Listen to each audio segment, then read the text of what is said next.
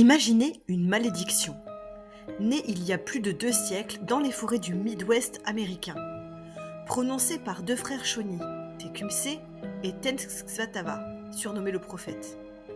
Après avoir vu leur terre volée, leur village brûlé, leur famille chassée, ils auraient juré vengeance et lancé un sort terrible.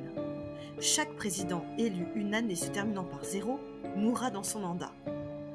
Depuis, certains morts à la Maison-Blanche semblent confirmer la prophétie. Mais pour comprendre, il faut remonter à la source.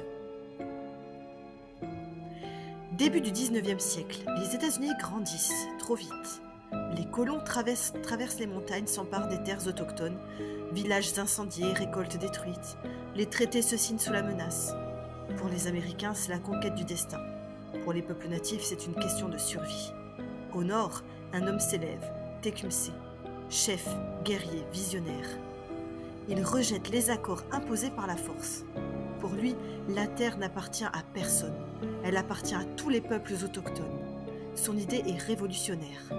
Unir toutes les tribus de la rivière Ohio au Mississippi pour résister à l'invasion. À ses côtés, son frère Tenskwatawa reçoit une vision mystique. Le grand esprit lui ordonne de purifier le peuple, abandonner l'alcool, rejeter les coutumes des colons et revenir aux traditions sacrées. Bientôt, des centaines de familles rejoignent le prophète. Elles fondent un village au confluent de 2 rivières, Prophettown.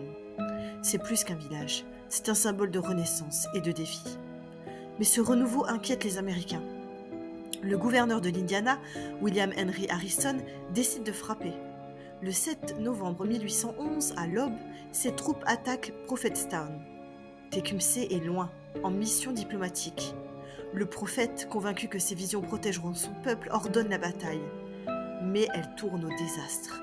Le village brûle, les familles fuient, la confédération s'effondre. Quand Tecumseh revient, il jure vengeance. Et selon la tradition orale, le prophète aurait alors lancé une malédiction.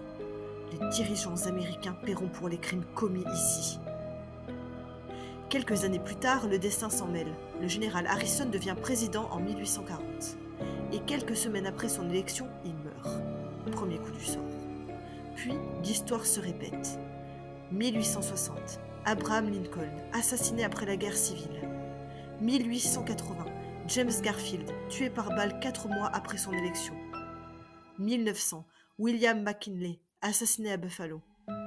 1920, Warren Harding, mort subitement d'une crise cardiaque. 1940, Franklin Roosevelt, emporté par une hémorragie cérébrale en plein mandat. 1960, John Fitzgerald Kennedy, assassiné à Dallas. 7 présidents, tous élus une année terminée par 0. Tous morts avant la fin de leur mandat. Pendant plus d'1 siècle, la malédiction semble implacable. Jusqu'aux années 1980, où quelque chose change. Ronald Reagan survit à une tentative d'assassinat. George W. Bush et Joe Biden terminent leur mandat vivants. Le sort s'est-il brisé ou s'est-il simplement endormi? Aujourd'hui, le peuple Shawnee existe toujours. 3 nations reconnues vivent en Oklahoma, préservant leur langue, leur culture, leurs cérémonies. La malédiction de Tecumseh vient d'une histoire bien réelle, celle d'un peuple qu'on a voulu effacer, mais qui n'a jamais cessé d'exister. 2 siècles plus tard, l'ombre de Tecumseh plane encore sur la Maison-Blanche. Le sort est-il vraiment rompu ou attend-il simplement le prochain président d'une année marquée par le chiffre 0? Le mystère demeure. Et vous, qu'en pensez-vous? Si vous avez aimé cette vidéo, n'oubliez pas de vous abonner, de liker et d'activer la cloche si vous ne voulez pas être maudit.